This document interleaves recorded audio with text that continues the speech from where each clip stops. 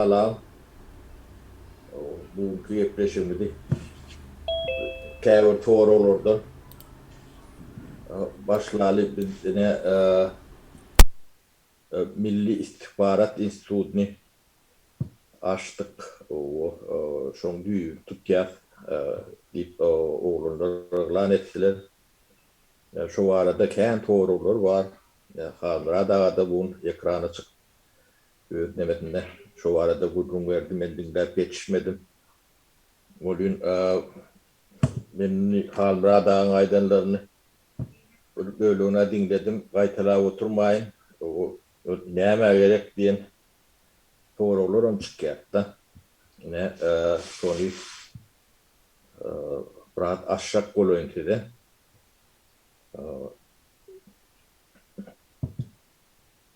Evet, bizim yerleşen yerimiz yani, oyuncular var geopolitikada. Geopolitikanın neyemediğine az da kendi biliyensiniz. O yönü bilinmeyen yerler vardır. Yine komşumuz var Afganistan. Beylik tarafta bir komşumuz var İran diye. Şimdi Özbekistan, Tacikistan, Kazakistan bunlar ne öngün bilen bir de mengdeş yani bir tipleme içinde yaşan komşularda onlar bilen urlukan dememiz yok. Benim damı düşüş diye o köpütüren medeniyetimiz Oroyluğu var, dilimiz, dinimiz, o anırdan gelen bile tarihimiz var. Yönü beylik tarafta bir gen yağday var da. Yani o vansanın yağdayı. Katı kıyın, özün bir de katı ulu hukuksa yandır. Yeki bir de değil, beylik ortada devletlerinde de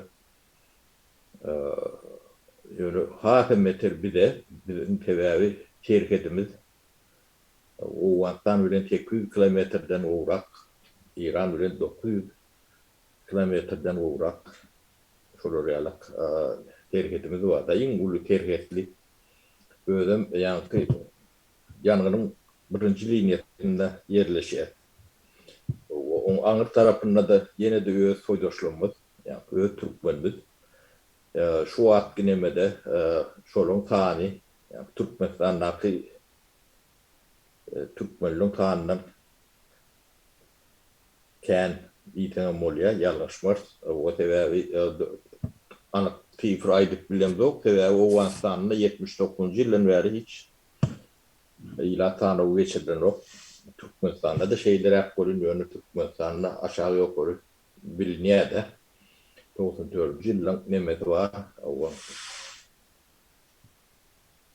ila tanrı'nın yönü şimdi geopolitika oyuncuları var. Olur ulu o dünyanın en güçlü devletleri oluyor da. Yani Kıtay diye, Amerika diye, Ortet diye. O beydeki yani öten devletler var. Britanya var, Fransa var, Germanya var, İtalya var. Onun oyununu yani bir diyalog, Türkmenistan diyalog kıcıcık devletlerin düşünmesi, nemetmesi, cemiyetten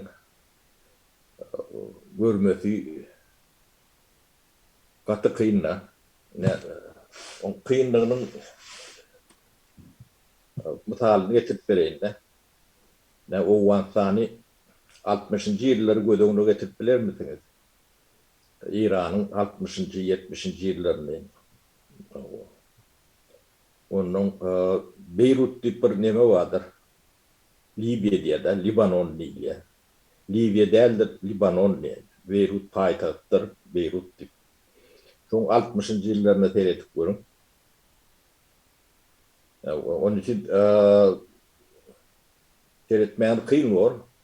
Yani drone'u yukarı uçurduğunu görünür yok. Kuğrak görünür yalak bir kosmosa çıkıp seyretmeliler. Yok orada. Cemiyet onu yedip bile yok. Gök bile yok da. Indi şu yıllara teyretse o vaktan şu atlarım din İslam'dı. O dinle ona ne adı tila umuriyadi. İran kamçonalaktır dini İslam'dır. O Beyrut tarafta da İslam'dır. Yönü Hristiyan'a biraz bağdır olun yönü yetaatın emeti İslam'dır. Ve şuun ki yalak yağday düğünün yoktur. Onun kosmosa çıkıp seyredenizde beylek devletlerin görüyenizde. Şu 60. yıllarda şunun derecelerine eğilettirdi. Şolarım yani o vansandan edip şu atki alak tapavut dinleme değildir. Tehel tapavutu bolsa bağdır. İran'ın şunun alaktır. O beylek ne şu Şüvet'ten alıp gördüm. Şüvet'ten 60. yılların o diğer parlak değildir. 50. yıllar, 60. yıllar. Tabii sayıyorum 60. yıllarını alıp görsem. Şimdi onu getirip bilen ne aldınız oluyor ne? O burslarda daha çok var. Çercan, Köpbölük yerinde. Balkan taraflarında. Adamın pasportu yoktur. Şehre girip gitme yardımları yok. Bilen ne aldınız oluyor. Tarihe şey etmeli. Ondan şimdi o vaktan ne hem şu yardaya geldi. Ne hem getirdiler. İran ne hem şu yardaya geldi. Yani ödeyenlerden İran ötünde uluslar deyip bilir, onun şu at yönü belli değildir. Bunun esasında neyme yatanlarını ağızda kendi bilen din, radikal din. Din yok mu bana? Yönü dini cehaletin eline verdin. Onun tömürüp başlatırlar. Ya, misal için şeriat deyip ayarlayılarını öyden çıkarma başlarına yani yani diye çadır yapıp o eşiklerini demedip o ilimden bilimden uzak tutsam cemiyet onun yılın içinde tanıma diyalak kullanıyordu. Bir kayık ağlarının toğa düğünden ne şu yol çatırından yani tarihin yol çatırından yolunu ağdaştırıyorlar da onu o an halk edenlerdir. Ya, ediyen sorun edilir ya oluyor. Bir oyun oynayanlar. Ya, o oyunu cemiyet görüp bilen orada. Ya, yani şu datları görüp bilmek için ne şular yalak analiz edip diyorum. Yumunu görüp bilen bir kuruluş gerektir. Akıl gerektir. Devlet için. Türkmenistan ulu geopolitika oyuncularını lokan tabir etmedi bilmez. O gücüm etmez. Onun durumdadır. Yönün şorordan korunmak için akıl gerektir. Bilmek için akıl gerektir. Ne şu bir dişine gitse şu an ne Türkmenistan ne geçen 30 yılın derecesinden 70 yıl 80 yıl izledi.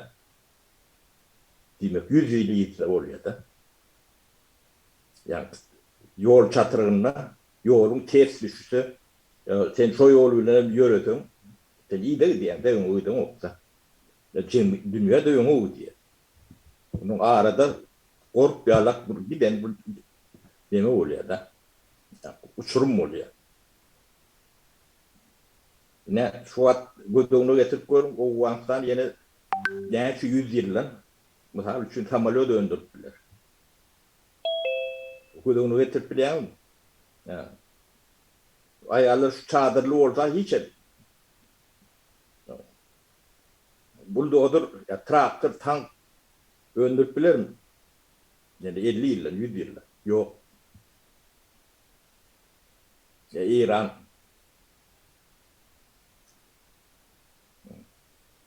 hamule dönüktüler mi? Yok. Ya başka yani teknolojide ne zatlar şeylere ekleyen yani çünkü oyunu anırtınına bir oyun olmalı. Oyun kuruyalı, plan kuruyalı, emediya diyen bolu yok da bolu. Diyen zatlarını gözüyle görüp o ellerinden tutup boluruyalak neme de der yönü. Nem üçündür şeyle. Yani on nemelerinde ipuçları var ken ne on kevirlerini ayıp bereli. Ne Cahan Ursu'ndan ton 45. yıldan ton yani kapitalist dünya komünizm bilen görüşüyor. Hiç kimden bir de hatta korku adam hakikaten korkulu. Şunun karşısına o yok kuşak tip bir projektler vardı. Onun adı radikal İslam dili. O şu tevhidin şerhedindeki İslam devletlerini radikallaştırmalı. Yani ondan çok tediren yani şerhedin bu tarafına da geçmeli. Şey diyorum yani komünizmi yuvuşluk bilen tartışmalı. Dilen yalak projektler var da.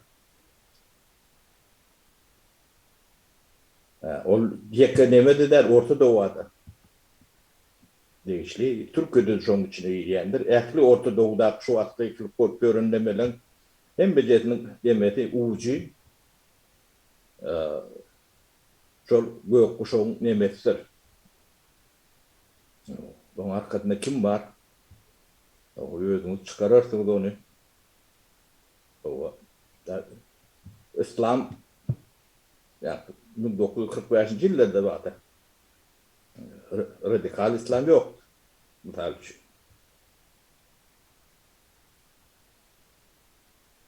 Ondan bu radikal İslam ne dedik oluyor? Yani yolu şaşırtmalı. Yani dini devlete varmalı. Dinarla cahilleştirmeli.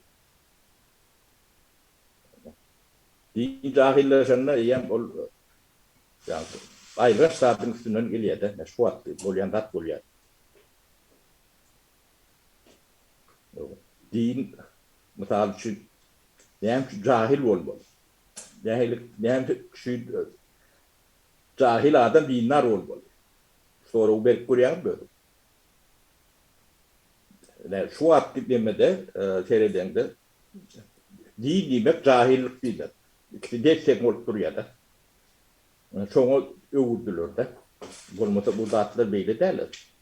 Dinin kaydı kitabında iyi resimde cahilleri vaaz ediyor. Hiç yerinde yoktur. Hiç dinde de yok. Onun ilmi neme hem de cennet dinsizlik diyendirler. Cahillik nimettir. Radikalizm cahillikten eliyendir.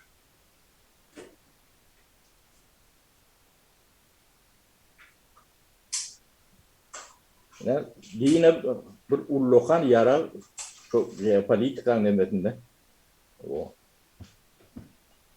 Onun o oynat bilirler. Bir cahilliği oturduk bilen son. Onun yanında varma da gerek geldi. Türk bilen. Ne şu var Talip'ten eline.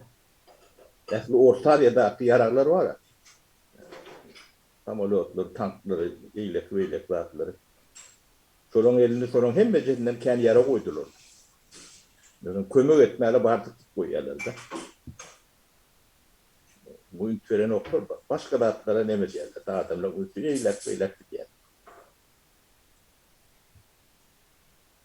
Onun yani devlet din bilen birleşiyor. din döwletden aýry bolmaly. Dinin ödem şonu diýen. Din bilen döwlet bir ýere gelse, şundalykda bolýar. Şu o wagtanda da İran'da şala. Şolong hemme nemedin arkasında yani şu akal ayetullarla arasında da Fransızlar vardır, Amerikanlar vardır, yeni bir vardır. Yani şu oyun oynayanlar. Onun oyunda duyyanın derler kendisi. Yani ayetullah hamını Fransa'dan uçup vardı.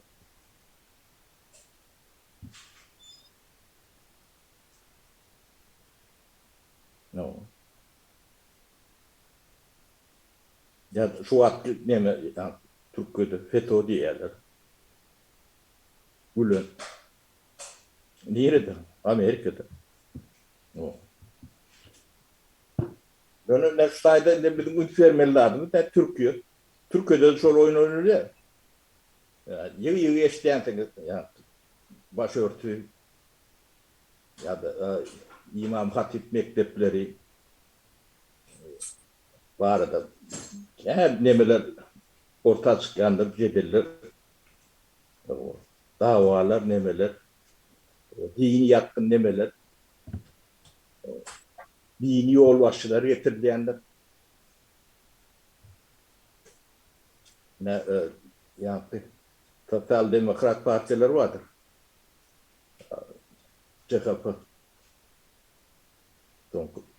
30-40 yıllar iktidara varıp bilenlerdir. Bardıryan değildirler.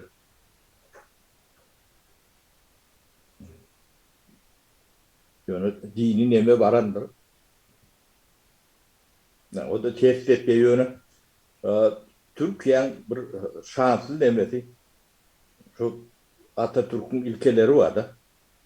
Şonu yenk geçip bilen okulur. İnsan o yönüye bir yerde çıkıyor da. Büyük bol yani. Yani aldırdan okulur. Yankı yetkeri nemesi vardır. Şolar bir yerde oyun Cumhurbaşkanı büyük bol da. Ne şu oyunları yönünler görmek için, düşünmek için, cemiyeti korumak için devlet bolacak olsak, yani kurulun çok var olaymalı. Cemiyet görüp bileni var. Yani şu an kosmosa çıkıp göremezseniz o Afganistan'ı 60. yıllar, 50. yıllar neyem olanını şu hakkı bile dengeçtirip neyem için bolonunu analiz edip görüyoruz o. O cemiyetin böyle başka iş var, büyümecesi var, aladası var. Şu zatlar bilen oluyor da. Yani onu öğrenip gören alımım yok, neme de yok da bizde. Aklım yok. Yani devletin bir aklı olmalıdır. Korunması için. O diye yani oğurlardan, nemelerden korun bileni yalak neme tiyip kırdılar da Türkmenistan'ın ehli nemetini, yani düşüncesine, bilgisine o da bir oyun. Men fikrimçe. Yani düyüplü devletin nemetini korap bilir yalak. Aklı yok. Çoğun üstünde işleyen institutlarım yok da. Çoğun çünümle cemiyet 30 yılda todadı. Yok Türkmen cemiyet. Ödünüzde ne aylak? Kulluk verdiniz berin olun çüren bir cemiyeti var Türkmenistan'ın. Büyük bir çüren. Kökten bir dikeltme devri katı ulu akıl, ulu iş bilen dikedilmede cemiyetimiz yok. Çüyrük tanı olun bilen cemiyet oldu derler. Cemiyetin bir yani ödünü korap bilir yalak bir im olmanına şu immuniteti olmalı. Bir tehildada. Yani yok olup dargap görmedi yalak. Yani triyek rekayet vardır. O uçar olmadık maşkalı yok mu kan yerine. Her yin bilen tek nähilet nemedin. Ýönüşe bolun da ne iňwerkisi şu wagt ne Covid nemesinde de Türkmenistan şu wagt näçe adam ölýändi. Hatadan beri nokta bolýany gyrlyp ýatandy belli. Özüm kontrollanyp çykan başına öwürlende şu wagt. Indi bir galan gırlar ýa-da şo boltun edilende şu wagt. Ene Türkmenistan ýagdaýy şu wagt şol. Bunu biz öňe öyle bir negatif taatlar bilen adamlar emmetni bunu zäherläp görmelik bolmaly gitmeli ýetse. To oly ýa kontrolden çykan şu wagt Türkmenistanyň nemedi. Ya konu ya prosesi dolandıryan, upravляет eden kuruluşlarım yok da. Bilgim yok onu upravляет ettiği. Tecrübe de yok, terişlerim yok. Yani tamat yok değil ya da. Çoğu öğürlü. Ya buradaki etkelerim yanlış stat ediyorlar da. Diğeri alacağımı öldürüyorlar. Ne cemiyet şu derece yetenle suratlan öğünü almağı ne şuları alak cehaletin devletin başına gelmediği için bu da atladan korunmalıdır. Yani devleti cahilden elinden korunmalıdır. Cemiyetin şundan korunmalıdır. Bu nemeti bedbahtçılığı ilginçtir. Yani o vatandaşın şu nuskostur. O vatandaşın problemi değil cehalettir. Onu din bilen karıştırdın gitti onu. Başka problemi yoktu. O onu şoloralak yavani ya bilimsiz neme olmalıyla da atıyor. Ben Şveç'te operasyon ettiler de. Doktoru, oğlan asistentleri Şved. Yaş oğlan 45 yaşlarında. Beyleti Mehmet'e Pakistanlı vefatı doktoru, asistentleri Şved. Bu yani şu cemiyetin kuruluşunu varlattılar bu da.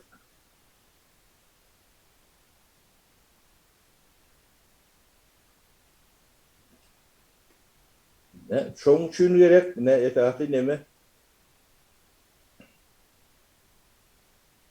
Aydıp bilecek nemelem şeylere onu size de soru var kan yani sorunuz olsa berin cevap verecek kolay.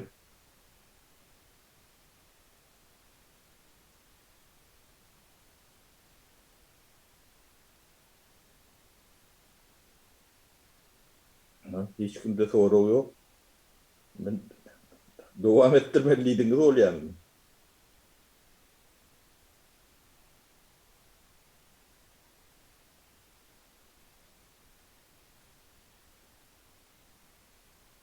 Merdan buyur.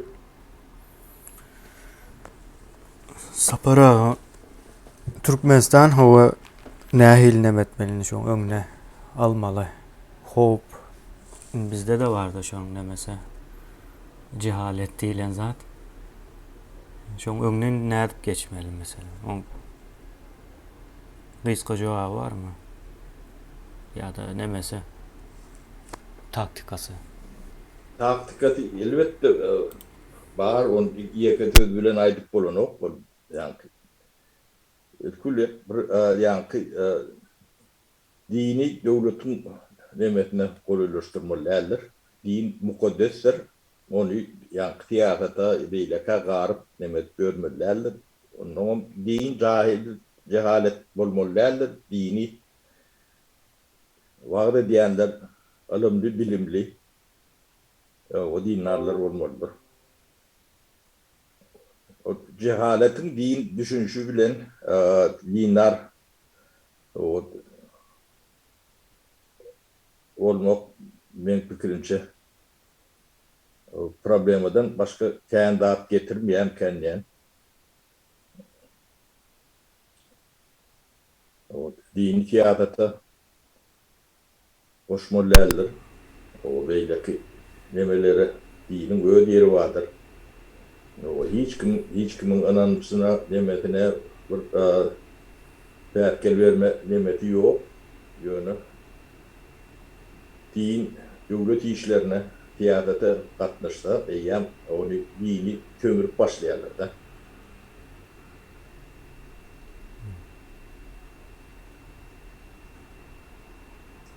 Onun bir açık bir resepti var. Nimet değil, cennet yönü gelişmeli. İntikal taydan, bilgi taydan.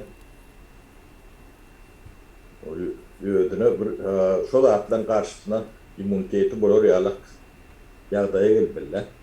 Onun devlet kuruluşundan şu da atları uğrayan o bilyen akıl olmalı. Yani onun devlet kuruluşu öyle yetiştirmeli.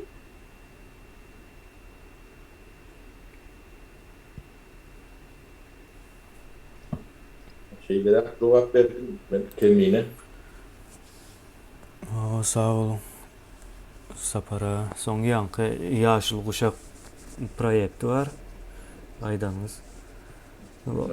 İkinci Dünya Savaşı'ndan son üstünde oturup işlenen zat da yine İran'da da şu an etti dediniz. İran'da Pehlevilere ayırdılar.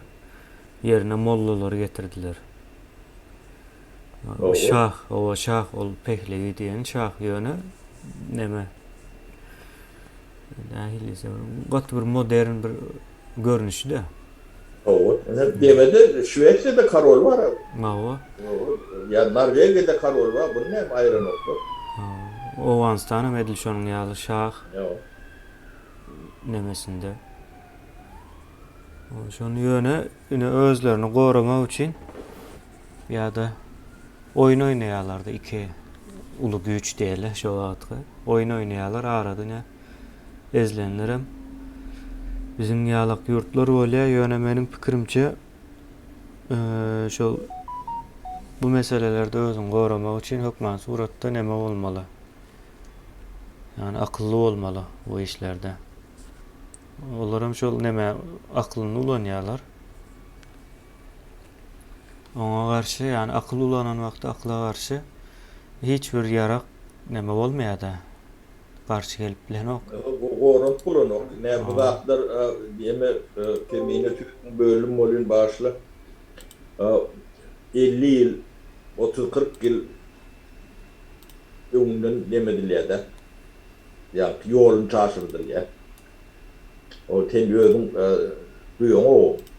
Onun kim nedeninden bile yok da 30 yıldan sonra. Yani şu an ya talipler vardı. Ve dinler deyip bayırış göründürler o kimin önümü düğünü bilenler derler. Bilmeleri mümkün derler. Medreselerinden şoları kovasar çıkandırlar 30 yıl, 20 yıl bunları. Şu tayda da incecik nemeri vardır. Şu çalışıp görürler olun. Şu gider şey. Yani geopolitik hani kıyısı günübirlik siyaset bilen edilenlerle 100 yıl, 30 yıl. Yine Orta Doğu değil ya da. Ne yapayım çoğu Mezopotamya değil o. Çünkü adı Mezopotamya da tarihte de vardır. Hem de var. Ne yapayım değil o. Kellerde geliyen. Yani birinin kellerine geliyen cemiyette. Geliyenlerle de. Şu Orta Doğu olan şu yan şu tarih. O afterları vardır. Nemeleri, rejisörleri. Bir tane yalak Yani ul imperiyadan nemezlerdir, oyunlardır.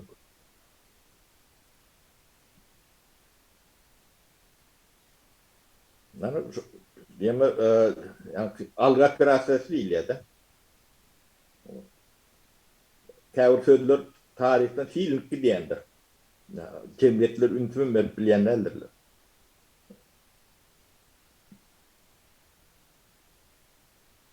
Şu an bir ýerde eşleýän Mezopotamia. Men şu an ýanyp duran ýerle şu taýlary Mezopotamia. Türkiýe içine girýär.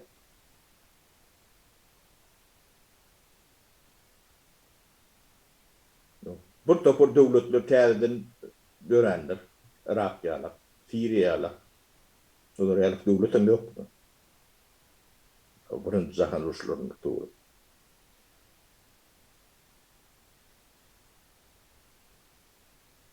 Ondan ol bişip 50-60 ýyldan soň ýadylar da. Kiýün.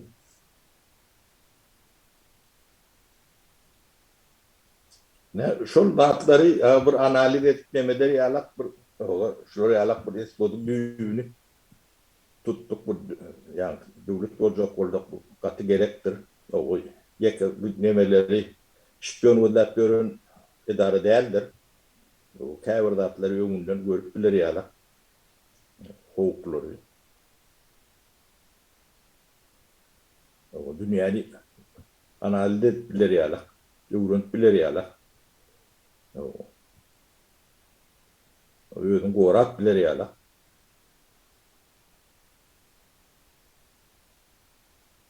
İsrail misal üçin.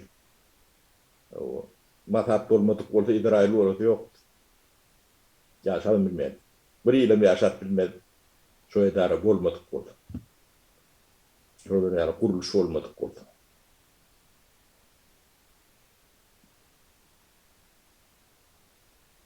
Buyur Aydın.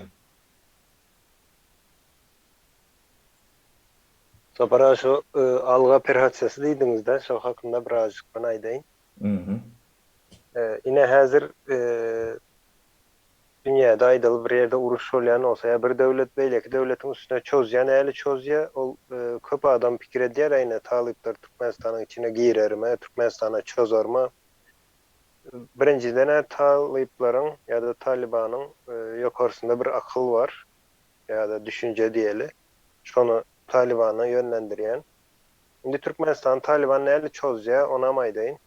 Türkmenistan'ın içinde ýörüýte şo ine bizim yankı öz dinimizi ulanıp nemeler açılar, kurs. Yankı Kur'an-ı Kerim kursları, yeneler, şoňa zatlar açılar. Şo ýerigem Taliban kömek üçin girer. İçindäki adam ulanıp uruşlar şoňa edilýändir. Yani yaraglı uruş gymmat bolýar da, gymmada düşýär. Şoň üçin yaraglyň ýerine nämeni saýlaýarlar şu gün. Aýdaly bir döwlet ykdysady taýdan çökürýän, soňam IMF diýip bir näme bardyr, IMF. Yani uluslararası ýa halkara bank nämesi. Dünya bank. Awa. Şoň ýaly guruluşlar bar, soň olam gelýärden näme diýär, men diýär şoňa diýär finansiýer edeýin, saňa kömek edeýin diýip girýär. Ana şo giren wagty ýa biliň döwlet garaşsyz däldir. Giren gün uruş häzir şoň ýaly sebäbi beýleki tarapdan öňki ýaly ýaragly uruş, o 2-nji dünýä uruşy ýaly uruşlar gaty uly çykdaýjysy bar.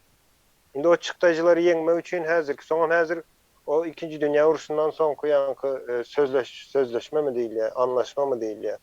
Şolara da seredip görüň ýa bir döwletiň grensasyna geçmek ýa-ni bozmak, o zatlar gaty uly näme getirýär-de, ses getirýär, problema çykaryp bilýär saňa.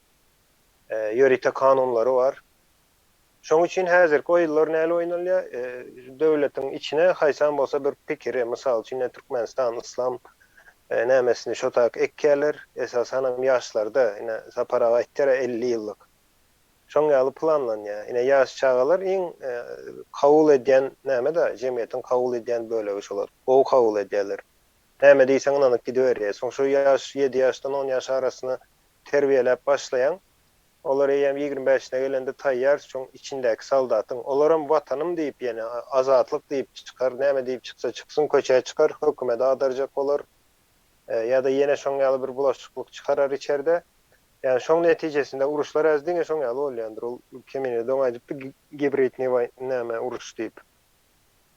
Ine şoň ýaly edilýär. Oň bir näçe görnüşleri bar. Ine seredip görseňiz da şer ýurtlarda yani döwletlerin ykdysady taýdan çökmegi men öňe geçipdim. Haýsy hökümet şol wagt hökümetde bolsa hemme günäni üstüne almaly bolýar-da. Oň elinde däl, hökümetiň hiç elinde däl o zatlar ol daşyndan.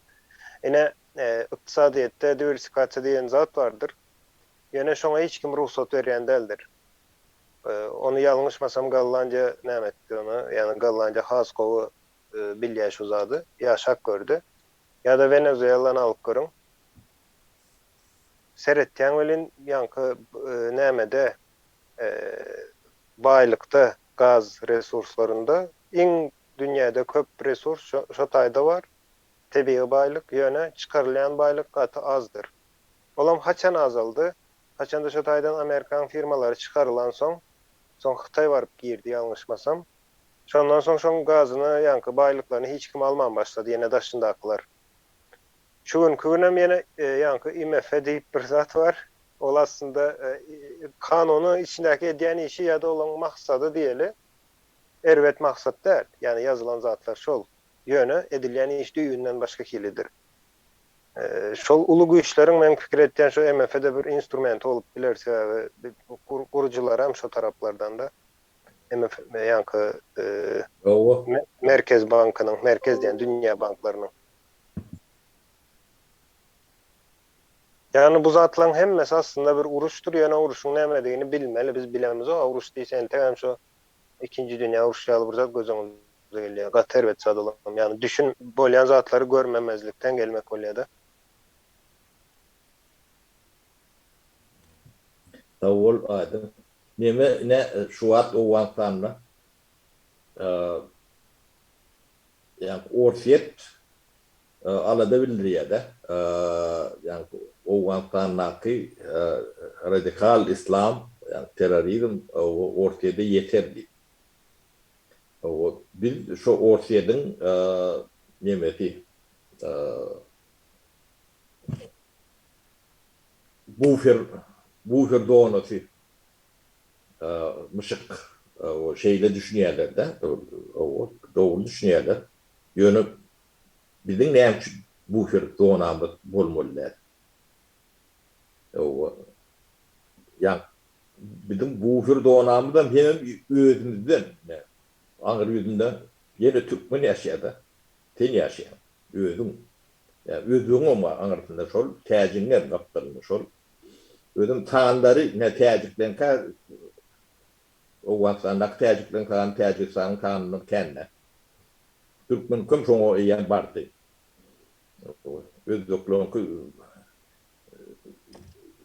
Özükän täjiksanly türkmenden molun ýöne özüksan göze mullukanda. O diýem ki biz yani öz demelerimize kömek edemiz. O birincide näme üçin edem yok. Türkmenistan ýagdaýy yok etmeli. Etmeli, kökmen etmeli. O taňa hopa ontura sen özüňe bir ingolmanla o sen kömek diýip düşünmäňde de bu ferry doganagy bir özüň näme etmeli. O ikinciden hem orada kan düşerken yürüdüm. Şoňa ne akıl edilýär, ne şo düşünce var, ne bir yerlerde yani cemiyetiň öýden burlany okda şolar. Radio, televizor, yani sosyal feýetlerde da. Öyle mine şu wagt täjiklerin nemeti matut, kiçi matut. O şoň kömek bermeli, hökmen bermeli. O türkmenler bilen sotak goşuluşmaly. O wagtdan çeýitmese bular gul bolup galýar. Yani talibiň üýtgeşik neme bolmagy mümkin däldir. Yani güýç boldy şoň üçin tiýilýär neme diýip öňkü talipler ýa başka talip bolmaly haky ýok.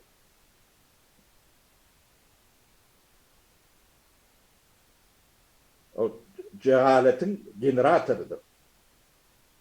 Cahil çıkarıyor da. ayar yerleri kapatyan olsa başka hiç nemeti yani kalan dağıtma binti vermelilerle.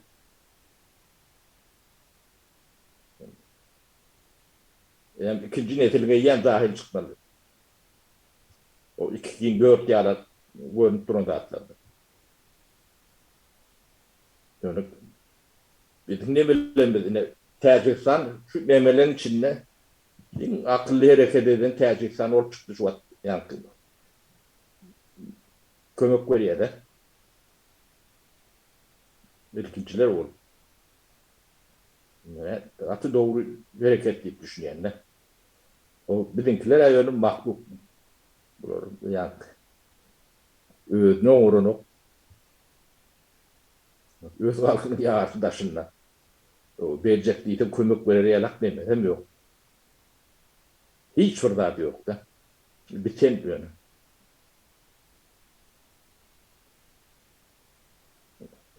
Fırsat burada da korunup bilmeyen nemeten yok. Ben güçlüğümde. O nemelerine, toydaşlarına kovsar çıkanlarına geçen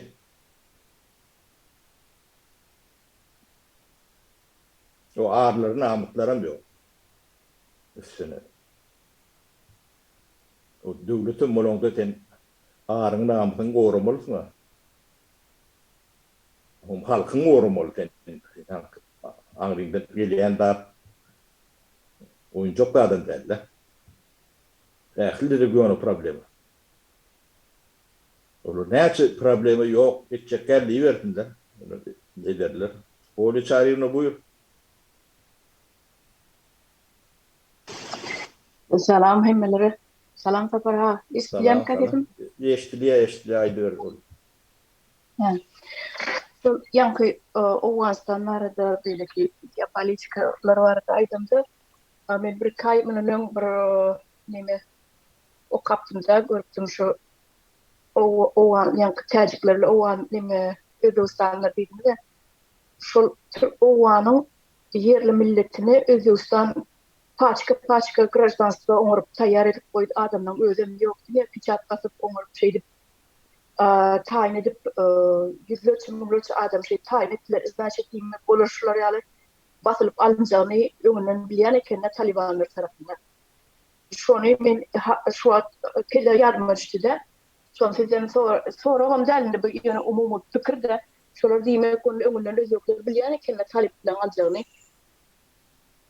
şöyle yani öldürüm paçka karık pasportla suratla senin ve Özbekistan'ın gражданlarına Özbekistan'ın gражданствосын veriyorlar. Sonra Özbekistan'ın gражданствосын alandan sonra Oğuzstan'ın Türkmen'in üstü bilen aeroporttan uçup gittiyen ekenler. Türkmenistan'ın üstü bilen ona da Türkmen vizesini açmak için Türkmenistan'ın pasaportu var Oğuzstan'ın akı. Sonra getirip pasaportu tayda bıçaklatyan ekenler. Onu Oğuzstan'ın içine ediliptir.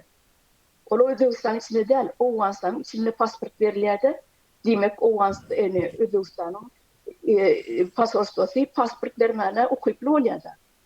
Şu tayda verilen pasportlarını Türkmenistan'ın pasaportunu iltiyorlar, şu tayda vize basıyorlar. O taydanın nimen üstübünün transit olup Özbekistan'a uçayan ekenler. Özbekistan'a barman başka yurtlara geçiyen ekenler. Şeyler informasyon ben okanım. Şu tayda hayranlarım. Yani Türkmen'in öz vatandaşına pasport vermen yörünün hayranı alanı bu. Olacak. Hava.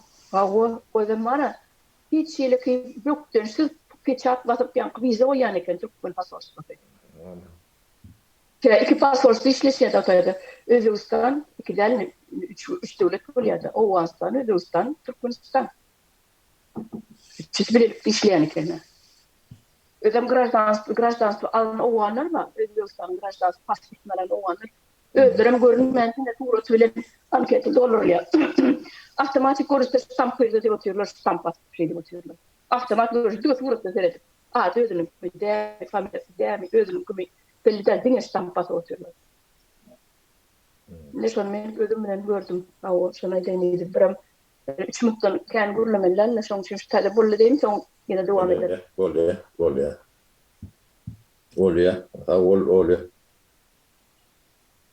Ne yağdaylamız şeylere çok öne son için devletin itaati fütünlerinin biri yankı mi iki dedik kolun ol iki tane i harfi yankı Arap alfabet nemet oyuncu iyi oluyor. İyi yalak oluyor. Dan son için mi iki dedik nemet yerlerde. Onun atı gerektir. On büyüklü nemetmenler biz yöne büyüğün tutya o yerli yerden o adam çöpler, yoğuşluk bilen akıl çöpler, bilgi çöpler. O bu atı gerekliler Türkmen ıkbalını çözecek demedir. Dünyadaki Türkmenlerin yakıp o demeder. Yani şu da atları yoğundan öğren alada gören cemiyetimiz boran orada şuları yalak institutlar boran orada o van demetini o entak bu tonun ne yapacağını bilmem de yok da o şu kendimlerinden biz yoğunalardık. Hatta şu yankı Covid meselesinde de şunlarla koydu. Onun yankı devletin başına yani bir dokumentleri yala sahil ya da niyatla koloriyalak adam hiç vakit gelip bilmez o idara elimde ama yani işlerinde büyük bir işleyende işlemelidir. Şolun bir kıyış vatan yardım olsa o da atlar yüze çıkmalılar. O devletin başına den yönü getirip koymazsın ya samsığı getirip koymazsın. Onun eline floriyala hukuk vermez.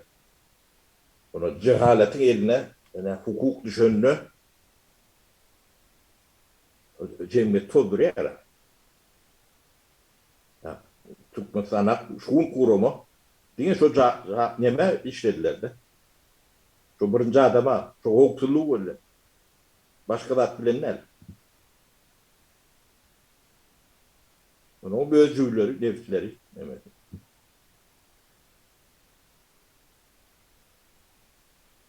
Ve inan tamam ne yağda şeyle.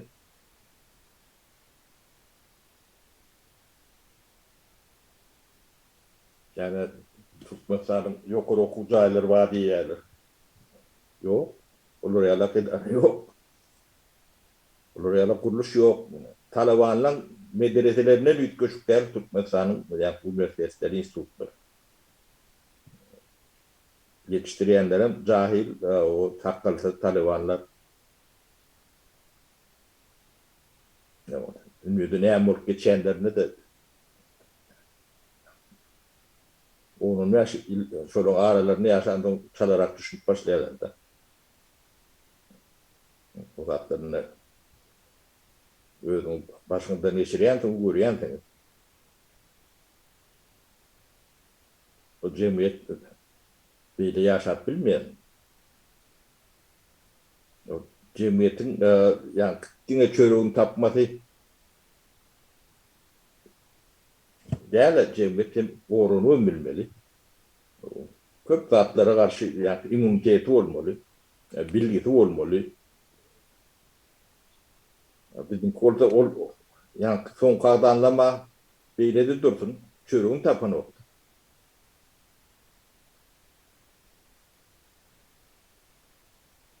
Birilerini peydalıdır. Yani şöyle görünür, şöyle yalak olma. Yani ben o ansanda ne açı yılın samolyot çıkarıp bilirler bir doğru yani. O çıkarıp bilmeyen oldu, o samolyot satın almalı. Birinin bağdardır. Yani buldozer, eskavatör, maşin çıkarmayan oldu.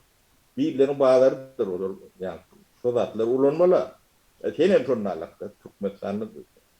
Samolyot çıkar ödeyenim. Ya da maşin öndürülür ödeyen. Ya ekskavatör, traktör ya yeni bir şomu mengeş. İki tane ağat yok. Yani tüy çıkan o. Öyle başta kolonduğum 30 yıl oldu. Gaýky bolt ýok. Elektromotor çıkan o.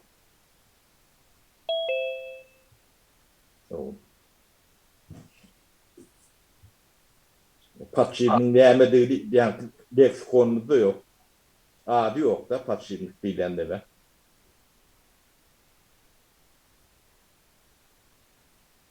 Yani Türkmen tekrar oylap tapan millet diyerdiler de yani ruhnamadında. O tekrar oylap tapan olayma mümkün oluyor patşirinin yok. Ne duaylan ben? Şunda alak mememiz var da bize.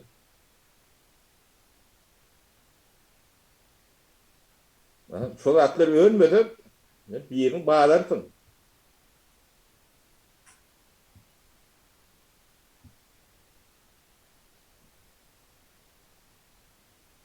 Onu ben Cemre'ye müstahidin başka aytacak koyacak.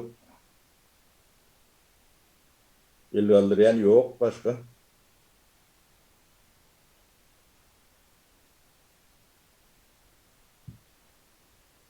Ya Cemre'ye aytacak yani devlet kuruluşunu yani devletin gerekli mekanizmleri, institutları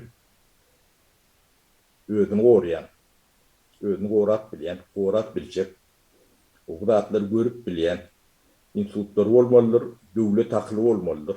O devlet aklını şu institutlar nemeler dörü diyendir. O bir adama, iki adama bağlı olup kalsa o niyet yerine neme yalaktır. O mekanizm matrixası olmalı, şu işler durmalı. Yanlış adam öğlendi öğüdü. Öğüdü kıra yemeğe çıkayandır yani. Köpürcün tuğun yok ortuna çıkışı yala. Bir rivayet diyendir. Yani devlet kuruluşunda şöyle yalak mekanizmler olmalıdır. Olmadı adam oğlunun kelletine her tüytlük dağıtları eyleyendir. Ondan vakşı çağındaram yok mu kanyendir. Volt görün dağıtları dağı terediyen onu Türkmenler. Ne özel medeniyetimiz, değerli turlumuz, terbiyelerimiz, nemelerimiz vardı. Namlı şanı anlarmadılarını. 30 yılın içinde yok ettilerdi. Özün beğenip börüyalak, el çarpış börüyalak ettilerdi. Kurtu kurman kurt, aydıma hiç tante çıkmıyor o beğenip. Katı inançlı. Yani sonuçta öğrettik. Yani ben tözüm Mehmet'ini Cemre'nin şu yani Milli İstihbarat Enstitüsü'nü şu dağıtlardan İngolman'ı ümünün bilip korun bileri yalak düzülge. Kurduk. Dinleyen için tabi olun. Şimdi öyle ara gururuna geçip bilerseniz.